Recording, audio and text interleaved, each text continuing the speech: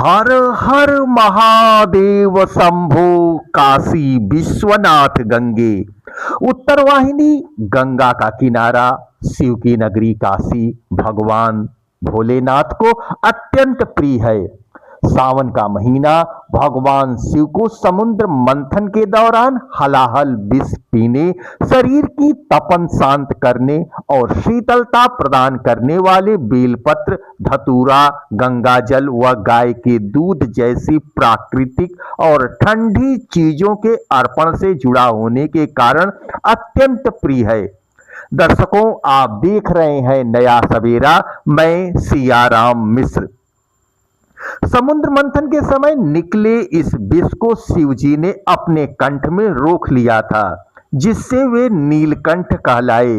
लेकिन विष के तेज से उनका शरीर अत्यधिक गर्म हो गया। इस भयंकर गर्मी और विष की ज्वाला को शांत करने के लिए देवी देवताओं ने उन पर जल और औषधि अर्पित की, जो सावन के सुहाने और वर्षा ऋतु के मास से जुड़ी हुई है। बेलपत्र स्वभाव से अत्यंत शीतल होता है। यदि इन्हें भगवान शिव पर अर्पित किया जाता है तो उनके शरीर की ज्वाला कुछ शांत होती है। इसके तीन दल त्रिकोण और त्रिशक्ति का प्रतीक होने के साथ महादेव के शरीर को ठंडक देती है। स्कंद पुराण के अनुसार एक बार माता पार्वती के पसीने की बूंद मंदराचल पर्वत पर गिर गई और उससे बेल का पेड़ निकल आया। चूंकि माता पार्वती के पसीने से बेल के पेड़ का उद्भव हुआ है, अतः इसमें माता पार्वती के सभी रूप बसते हैं। वे पेड़ की जड़ में गिरिजा के स्वरूप में है, इसके तनों में माहेश्वरी के रूप में है और शाखाओं में दक्षिणांतनी व पत्तियों में पार्वती के रूप में रहती हैं। बेलपत्र में माता पार्वती का प्रतिबिंब होने के कारण इसे भगवान शिव पर चढ़ाया जाता है। भगवान शिव पर बेलपत्र चढ़ाने से वे प्रसन्न होते हैं और भक्त की मनोकामनाएं पूर्ण करते हैं। इसे टहनी से चून चून कर सिर्फ बेलपत्र ही तोड़ना चाहिए, कभी भी पूरी टहनी नहीं तोड़ना चाहिए। बेलपत्र इतनी सावधानी से तोड़ना चाहिए कि वृक्ष को कोई नुकसान न पहुंचे। बेलपत्र तोड़ने से पहले बाद में वृक्ष को मन ही मन प्रणाम करना चाहिए। महादेव को बेलपत्र हमेशा उल्टा अर्पित करना चाहिए, यानी पत्ते का निचला भाग शिवलिंग के ऊपर रहना चाहिए। शिवलिंग पर दूसरे के चढ़ाए बेलपत्र की उपेक्षा या अनादर नहीं करनी चाहिए। भगवान शिव की पूजा के बाद शिवलिंग से जुड़ी इस गुप्त वस्तु का विशेष महत्व होता है और भक्तों, इस बार सावन के पहले सोमवार के दिन को हल्के में लेने की भूल बिल्कुल मत करना, क्योंकि इस बार सावन का आरंभ अत्यंत शुभ संयोग में हो रहा है।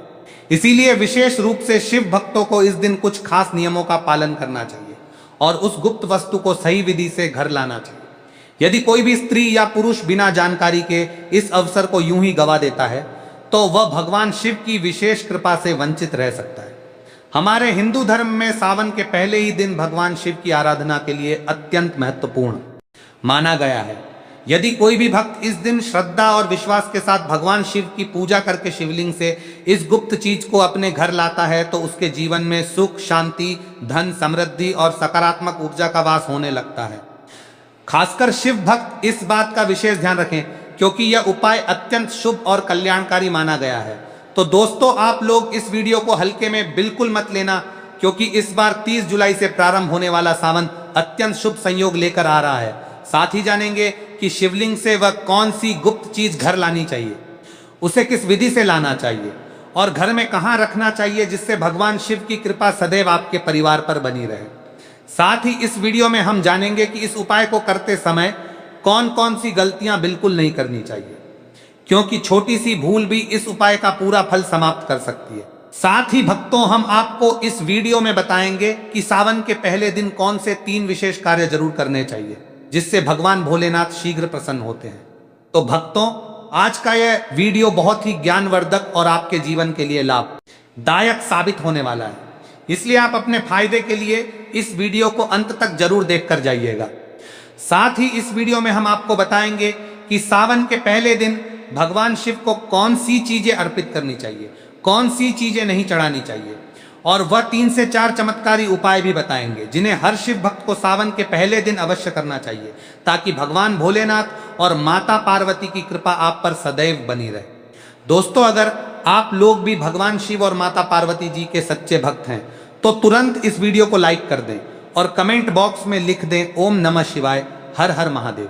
दोस्तों, इस बार 30 जुलाई से सावन की शुरुआत होने जा रही है और 28 अगस्त को समाप्त होगा। इस सावन में 4 सोमवारी व्रत होगा। पहला सोमवारी व्रत 3 अगस्त जुलाई को है, दूसरा 10 अगस्त, तीसरा 17 अगस्त को है और चौथा सोमवारी व्रत 24 अगस्त को है। कहा जाता है इस सावन के महीने में किसी भी व्यक्ति ने भगवान भोलेनाथ की थोड़ी सी भी पूजा साधना क्रिया कर ली तो उस व्यक्ति के जीवन की सभी मनोकामनाएं पूर्ण हो जाती हैं, उस व्यक्ति के जीवन के हर कष्ट खत्म हो जाते हैं और उस व्यक्ति के जीवन में धन आना शुरू हो जाता है। सबसे पहले आपको भगवान भोलेनाथ के मंदिर जाना होगा। यह जितने भी उपाय आपको बताए जाएंगे यह मंदिर के उपाय होंगे। देखिए, होता क्या है कि कई लोग हमसे पूछते हैं कि गुरुजी हमारे घर पर शिवलिंग है, क्या हम घर पर पूजा नहीं कर सकते हैं? तो इसका उत्तर है नहीं भक्तों, आपको मंदिर जाना पड़ेगा, क्योंकि मंदिर का जो शिवलिंग होता है और जो घर का शिवलिंग होता है इसमें बहुत ज्यादा फर्क होता है। जो मंदिर का शिवलिंग होता है दोस्तों, इसकी जो एनर्जी होती है वो आपके घर के शिवलिंग से करोड़ों गुना ज्यादा पैदा होती है। इसमें ऐसी सकारात्मक ऊर्जा होती है जिसके सामने अगर आप थोड़ी सी पूजा करते हैं तो तुरंत ही उसका फल आपको मिलता है और आपके जीवन की हर परेशानी चली जाती है। तो आपको जितने भी आज उपाय बताए जा रहे हैं, आपके जीवन की परेशानी को खत्म करने के लिए, आपकी मनोकामना पूर्ति के लिए, उस उपाय के लिए तो आपको मंदिर जाना पड़ेगा। 30 जुलाई को सावन महीने का पहला दिन पड़ रहा है, तो यह दिन ऐसा है, इस दिन अगर आप मंदिर जाकर के भगवान भोलेनाथ की पूजा आराधना कर रहे हैं तो मान के चलिए दोस्तों, आपके जीवन में कभी कष्ट आ ही नहीं सकता। पूरे साल आपके घर पर अन्न धन का भंडार बना रहेगा। तो आपको क्या क्या ले जाना है वो कहीं पर लिख लीजिए, क्योंकि दोस्तों अगर आपने एक भी गलती कर दी तो आपकी पूजा संपन्न मानी नहीं जाएगी। दोस्तों, सबसे पहली चीज जो भगवान भोलेनाथ के लिए आपको जल ले जाना है सावन सोमवार के दिन। कई लोग हमसे यह कहते हैं कि गुरुजी जल जो है वह तो शिवालय में भी मिल जाता है, शिव मंदिर में मिल जाता है। तो नहीं दोस्तों, वहां का जल आप तभी चढ़ाइए यह जब कोई दिक्कत हो, वरना आपको अपने घर से ही जल लेकर जाना होता है। आखिर घर से जल क्यों ले जाया जाता है, इसकी भी बात सुन लीजिए। घर से इसीलिए आपको जल ले जाना है ताकि आपके घर का जो जल ले जा रहे हैं भगवान भोलेनाथ पर चढ़ाने के लिए, उसी जल के द्वारा आप भगवान से जुड़ जाएंगे। उस जल के द्वारा आप भगवान को अपनी सभी दिक्कतें बता देंगे और उस जल को जैसे ही भगवान भोलेनाथ पर आप चढ़ाएंगे, अपनी समस्याओं को बताते हुए वह समस्या आपकी खत्म हो जाएंगी। इसलिए घर से जल ले जाएगा। आप सबसे जरूरी चीज जो जल ले जा रहे हैं उसमें 2-4 बूंद गंगाजल जरूर डाल दीजिएगा, क्योंकि गंगाजल डाले बिना आपकी पूजा संपन्न नहीं मानी जाएगी। सावन के पहले दिन के दिन तो आपको जल ले जाना है, उसमें गंगाजल डाल करके दूसरा आपको 3 पत्ते वाला बेलपत्र ले जाना है। दोस्तों, बेलपत्र बहुत ही शुभ होता है। आपने अगर मान लीजिए एक तरफ 1000 कन्याओं खाना खिलाया है, दूसरी तरफ भगवान भोलेनाथ को बेलपत्र चढ़ाया है, तो यह दोनों बराबर माने जाते हैं, इसलिए बेलपत्र जरूर ले जाएगा। तीसरा, आपको सफेद पुष्प ले जाना है। सफेद पुष्प भगवान भोलेनाथ को चढ़ाए जाते हैं, इसीलिए सफेद पुष्प पर भगवान भोलेनाथ के लिए आपको ले जाना है सावन महीने के पहले दिन, ताकि भगवान भोलेनाथ का आशीर्वाद आपको मिल जाए, जिसके बाद आपके जीवन के हर परेशानी खत्म हो जाए। दोस्तों, सफेद चंदन ले जाना अनिवार्य होता है सावन सोमवार के दिन, और ध्यान रखिएगा दोस्तों कि भगवान भोलेनाथ को अगर आप दूध अर्पित करने जा रहे हैं तो एकदम कच्चा दूध होना चाहिए, पका हुआ दूध नहीं होना चाहिए, कच्चा दूध होना चाहिए। अब आपको और क्या क्या ले जाना है देखिए। अगर आप चाहते हैं कि आपकी हर मनोकामना पूरी हो तो एक डिब्बा लीजिए, उसमें काली मिर्च भर कर ले जाइए। देखिए, बहुत ध्यान से सुनिए जितनी आपको बातें बता रहे हैं। एक डिब्बे में काली मिर्च भर के एक लाल कपड़ा लीजिए, उसमें लौंग कपूर, इसको मौली धागे से बांध करके आपको अपनी जेब में रख कर ले जाना है। सिर्फ इतनी चीज आपको ले जानी है। सावन महीने के पहले दिन को अब आपको पूजा कैसे करनी है, चलिए आपको बताते हैं।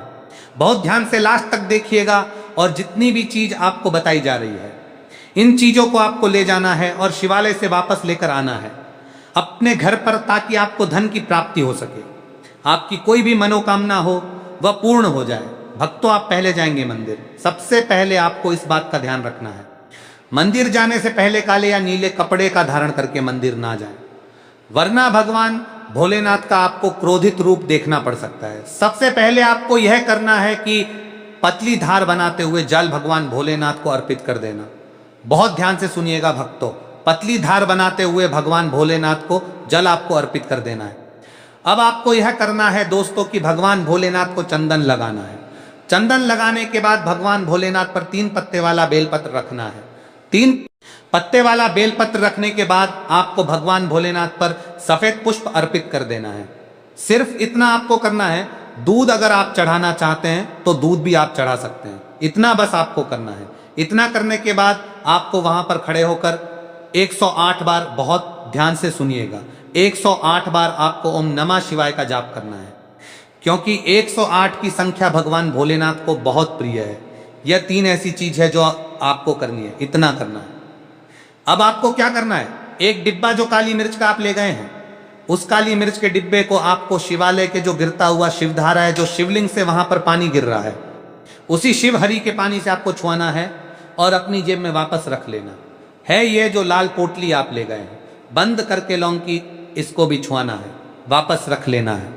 अब आपको क्या करना है, जिस लोटे में पानी ले गए थे या जिस लोटे में भी आप दूध ले गए थे, उसमें आपको क्या करना है, आपको जो भगवान भोलेनाथ का पानी वहां पर गिर रहा है, भक्तों ध्यान रखिएगा, शिवलिंग की जो पानी नीचे गिर रहा है, उसी पानी का थोड़ा सा पानी अपने लोटे में ले लेना है। जो आपने लोटे में पानी भरकर ले गए हैं, वह पानी वापस बचाना नहीं है, वह तो पूरा आपको भगवान भोलेनाथ को अर्पित कर देना। जो शिवलिंग से पानी गिर रहा है, उस पानी को आपको अपने लोटे में वापस ले लेना है। भक्तों, मान लीजिए आप यह सोच रहे होंगे कि कई लोग वहां पर पानी चढ़ा रहे हैं, तो इस बात की आप चिंता ना करें, क्योंकि भगवान भोलेनाथ के शिवलिंग पर जब भी पानी चढ़ाया जाता है वह अमृत बन जाता है। कहा जाता है कई देवी देवता शिवलिंग के पास अदृश्य रूप में खड़े होते हैं ताकि शिवलिंग से गिर रहा पानी वह धारण कर सके। इतना पवित्र होता है शिवलिंग से गिरता हुआ पानी। तो शिवलिंग से गिरता हुआ पानी को आपको अपने लोटे में ले लेना, सिर्फ थोड़ी सी बूंदे ले लेनी है। अब आपको क्या करना है, आपको घर वापस आना है जो आपने लोटे में पानी लिया है। भक्तों, इसको घर पर आते ही घर के लोग जो हैं आपके, उनके ऊपर थोड़ा थोड़ा पानी छिड़क देना है। घर के हर कोने में पानी छिड़क देना है, घर के मुख्य द्वार पर पानी छिड़क दें। इतना आपने कर दिया। अब मान लीजिए पूरे साल आपके घर पर नकारात्मक शक्तियां नहीं आ पाएंगी, आपके घर पर कोई काला जादू, काली विद्या करवाने की कोशिश करेगा तो वह आपके घर पर नहीं कर पाएंगे। इससे आपके घर से नकारात्मक शक्तियां चली जाएंगी और सकारात्मक ऊर्जा आ जाएगी। यह जो अब काली मिर्च भगवान भोलेनाथ जी के शिवलिंग से छुआकर आप लाए हैं, इसको पूजा घर में रखें। यह जो काली मिर्च का डब्बा है आपके पास, इसे कभी भी आप किसी शुभ कार्य के लिए निकले, जैसे मान लीजिए आप बिजनेस मीटिंग के लिए जा रहे हैं, नौकरी की प्राप्ति के लिए जा रहे हैं, काली मिर्च घर के मुख्य द्वार से पहले रख के उसको कुचलते हुए निकालिए। मान के चलिए आपके काम में जो भी बाधा आने वाली होंगी, वह बाधाएं भगवान भोलेनाथ के आशीर्वाद से अपने आप है हट जाएंगी और आप जिस कार्य के लिए भी जाएंगे उस कार्य में आपको सफलता मिलेगी। दोस्तों, भगवान भोलेनाथ का यहाँ पर आपको साक्षात आशीर्वाद मिलेगा। सावन के महीने में यदि आप शिवलिंग पर गन्ने का ताजा रस या जूस चढ़ाते हैं तो माता लक्ष्मी आपके घर में साक्षात बन जाती है, और दरिद्रता कितनी भी बड़ी हो या कर्ज का पहाड़ कितना भी ऊंचा हो, वह महादेव के सामने घुटने टेक देता है। यदि आपको लगता है कि आपके घर में पितृदोष है या राहु केतु की महादशा चल रही है या बनते काम एन वक्त पर बिगड़ जाते हैं, तो जल के अंदर थोड़े से काले तिल मिलाकर ओम नमः शिवाय का 108 बार जाप करते हुए शिवलिंग पर अर्पित करें। अब बात करते हैं शिव जी के सबसे प्रिय और खतरनाक फल धतूरे की। लोग अनजाने में पैरों से तोड़कर जितने मर्जी धतूरे शिवलिंग पर सजा देते हैं, जो कि पूरी तरह गलत और वर्जित है।